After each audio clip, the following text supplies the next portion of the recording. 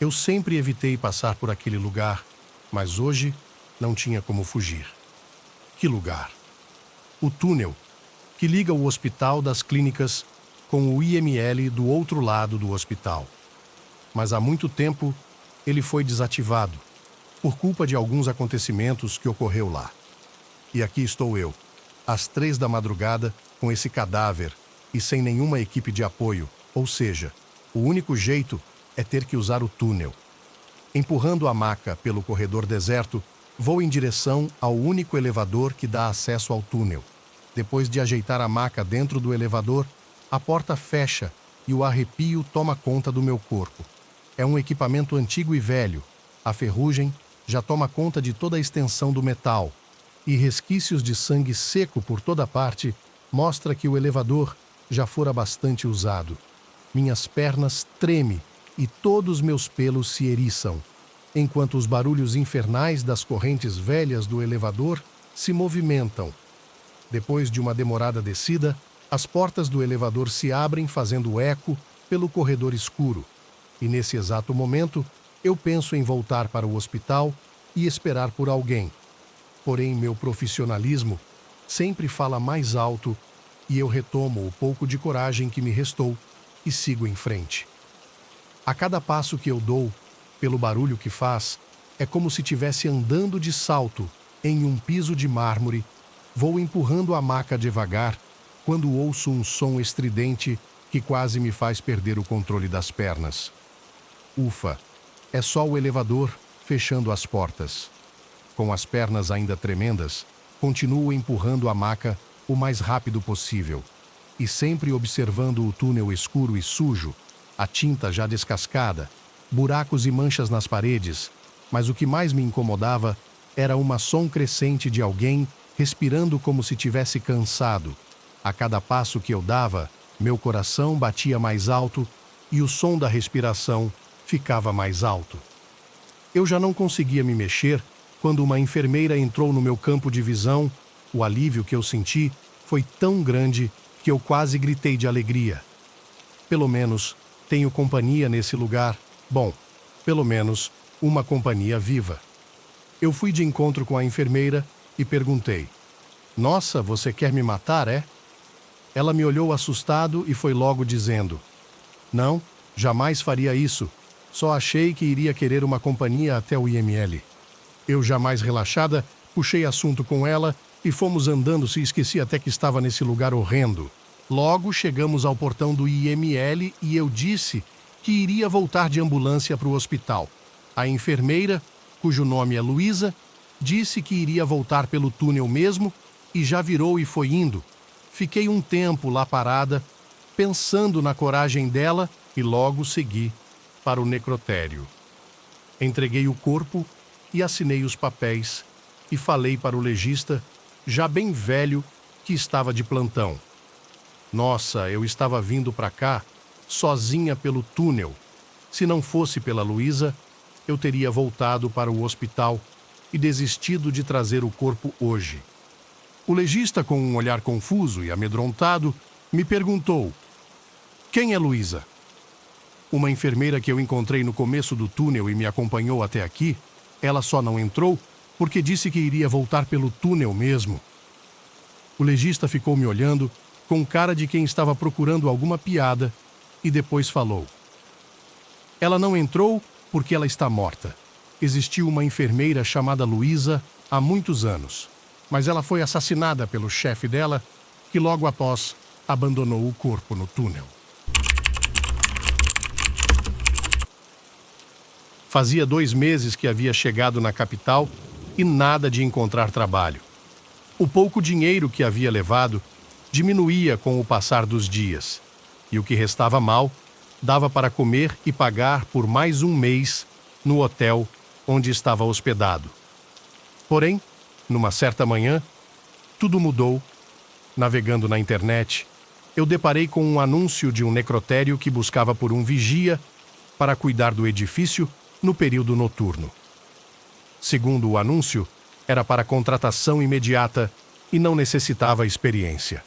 Eu liguei para o número do anúncio e em poucos minutos tudo foi acertado. e naquela mesma noite, às 10 em ponto, me apresentei para trabalhar. Segundo o gerente, às 10 da noite, o necrotério era fechado. Todos os funcionários saíam e ninguém era permitido entrar até o final do meu turno, às 6 da manhã, quando um outro vigia chegava. Naquele instante, eu quase mudei de ideia com relação ao trabalho, pois ficar sozinho naquele edifício de 3 andares, com certeza não estava em meus planos. O gerente despediu e, antes de eu fechar a porta, às suas costas, disse que eu podia passar a noite no escritório ao lado da recepção, onde havia deixado uma lista de instruções que eu devia ler e seguir. Depois de fechar e acorrentar a porta, saí à procura do escritório e ali fiquei um bom tempo lendo e relendo as instruções que mais pareciam uma brincadeira de mau gosto. Primeira, mantenha as portas da frente e dos fundos trancadas e acorrentadas durante todo o turno. Ninguém é permitido entrar e muito menos sair. Segunda, não faça caso dos ruídos, vozes ou gritos. São coisas normais e passageiras. Terceira, nunca saia pelo edifício no escuro. A caixa de controle das luzes da recepção e dos corredores está localizada no escritório. Quarta, jamais entre em uma repartição sem antes acender as luzes do lado de fora.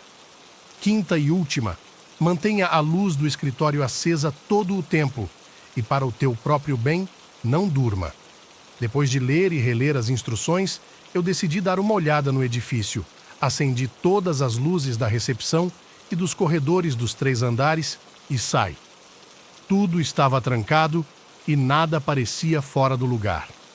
Eu voltei para o escritório e fiquei toda a noite com a luz acesa e com medo de dormir. Mas, graças a Deus, a noite passou e nada assustador aconteceu. Depois de 2 semanas, sem nada ver ou ouvir, eu já estava acostumado com o trabalho. E foi então que, a convite do gerente, eu mudei para um pequeno quarto-cozinha nos fundos do edifício que, durante muitos anos, foi ocupado pelo antigo vigia. Daquele dia em diante, eu passei por 3 situações que até hoje não sei explicar. 3 noites de terror que mudaram a minha maneira de crer, de pensar e, acima de tudo, de ser. Primeira noite, 2 meses depois, enquanto comia em meu quarto por volta das 2 da manhã, eu ouvi algo que me deixou super apavorado e sem saber o que fazer. A porta do elevador, que ficava bem próximo da minha, fechou e o elevador subiu. Eu fiquei de pé ao lado da minha porta, espantado, medroso e imaginando quem havia chamado o elevador, se eu era o único presente no edifício. Eu permaneci em total silêncio, ouvindo e esperando para ver o que passava. E poucos minutos depois, o elevador voltou. A porta abriu e eu ouvi os passos no corredor. 1 passo, 2 passos, 3 passos. Bem devagar, o quarto e último foi dado e parou bem pertinho da minha porta. Meu coração acelerava. Meu corpo arrepiava dos pés à cabeça. De repente, knock, knock, knock. Eu não tive coragem de abrir e muito menos perguntar quem era. Continuei em silêncio, em completo terror. Poucos segundos depois, os passos afastaram. A porta do elevador fechou e o elevador subiu. Eu passei toda a noite sentado ao pé da porta e somente saí quando tive certeza que o vigia do dia havia chegado. Quem pegou o elevador e bateu na minha porta até hoje não sei. Segunda noite, 5 meses depois. Naquela noite, eu estava no escritório lendo um livro, quando todas as luzes do edifício apagaram. Depois de constatar que o apagão não era somente no necrotério, eu peguei uma lanterna e, ao sair do escritório e focar para a recepção, eu vi em pavor que todos os sofás estavam ocupados por pessoas olhando na minha direção. Eu quase tive um ataque do coração, meu corpo esfriou, de tal maneira que pensei que fosse desmaiar. E enquanto eu olhava apavorado para elas, que também me olhavam, a eletricidade voltou e todos desapareceram. Depois de alguns segundos, Tentando entender o que vi, fui até o meu quarto e passei toda a noite rezando, com medo de outro apagão. Terceira noite, 6 meses depois, era mais ou menos 3 ou 3:30 da madrugada. Eu estava em meu quarto comendo um sanduíche quando ouvi a risada de uma criança bem próxima da minha porta. Eu não podia acreditar. Como já mencionei no início, depois das 10 da noite, eu era o único vivo naquele edifício. E ali, fiquei escutando a risada da criança que parecia brincar bem do lado de fora do meu quarto. Bateu aquele pensamento: o que aquela criança estava fazendo sozinha num necrotério àquela hora? Não podia ser uma criança. E para aumentar ainda mais o meu pavor, knock, knock, knock. Meu coração quase parou, coloquei meu sanduíche sobre a mesa e fui até a porta, onde fiquei em silêncio, apavorado e rezando. E outra vez, a batida foi repetida. Knock, knock, knock. Eu afastei nas pontas dos pés, peguei a Bíblia e comecei a ler o Salmo 91, olhando para a porta. E para aumentar o meu pavor, eu vou entrar, disse a criatura. E pouco a pouco, a maçaneta começou a girar. A porta abriu bem devagar. Ninguém apareceu ou entrou. E a porta voltou a fechar, da mesma maneira, bem devagarinho. Pensando que quem abriu a porta agora estava ali dentro comigo, eu rezei ainda mais alto e com mais fervor até o outro vigia chegar. Naquele mesmo dia, peguei minha trouxa, pedi as contas e saí do necrotério. Antes de ouvirmos as histórias, inscreva-se no canal para que, sempre que postarmos vídeos novos, você possa recebê-los em primeira mão. E deixe o like no vídeo para que ele chegue a mais pessoas. João acabara de pegar férias prolongadas de 5 meses após árduos 15 anos de trabalho sem folga. 2 semanas depois, após abrir o jornal, enquanto tomara seu café, ele vê um anúncio. Precisava-se de um guarda noturno em um necrotério não tão longe de sua casa, algo que chama sua atenção. Era o valor do salário, praticamente o triplo do que ele ganhava de guarda na empresa. Sem pensar 2 vezes, ele ligou. Para sua surpresa, era o primeiro a ligar. Apesar de estranhar, ele aceitou o emprego. A primeira semana não parecia ser difícil. Ele apenas tinha que ficar na sala e observar as câmeras, e uma vez ou outra ir ver como estavam os legistas. Ele rapidamente fez amizade com eles. Porém, em uma noite, enquanto fazia sua ronda, ele notará algo estranho. Talvez fosse apenas impressão sua, devido ao lugar ter lá seu ar macabro, ainda mais naquelas horas da noite. Um vulto visto por ele seguirá em um corredor. João, destemido como era, segue atrás para averiguar. Porém, não encontra nada. Apenas um som de um sininho, como um de animal de estimação. Após isso, ele vai até os legistas e pergunta se eles viram algo. Ambos dizem que não mais estranham. A pergunta porque era a primeira vez que João fazia aquele questionamento. Na noite seguinte, foi a mesma coisa.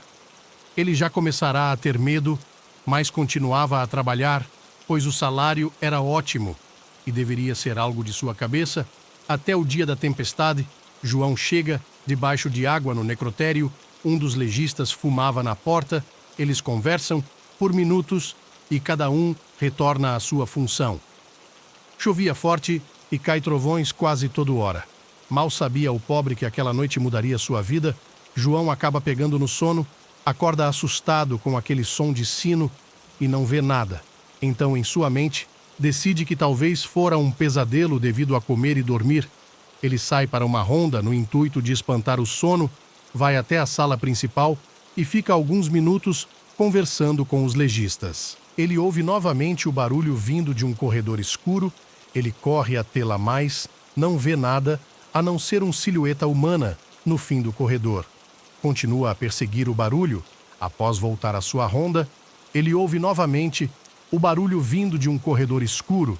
Ele corre até lá, mas não vê nada, a não ser um silhueta humana, no fim do corredor, continua a perseguir o barulho, até que chega em uma ala que acendia as luzes automaticamente.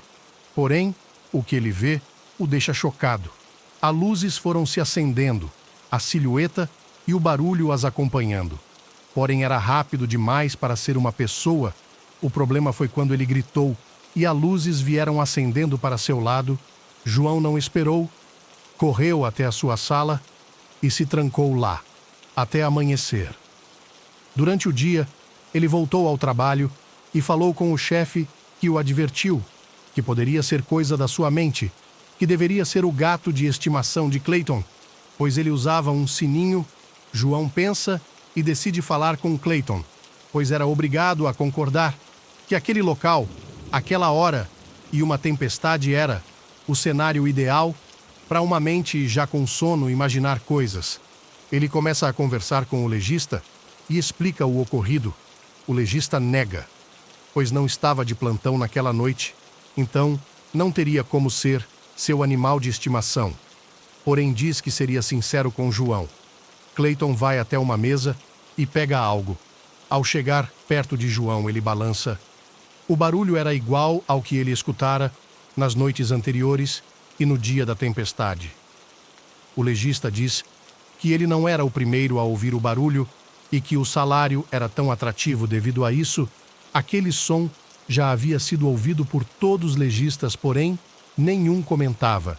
Diziam ser algo da mente deles para se manter no trabalho. Franco, ele contaria a verdade ao pobre João, nenhum segurança parava lá. Por esse motivo, por aquele som e por outros fatores que João veria se continua a trabalhar lá, aquele sino era amarrado nos pés dos mortos antigamente, para que os legistas soubessem se a pessoa realmente estava morta. E assim, abriu-se novamente uma vaga de segurança para aquele necrotério.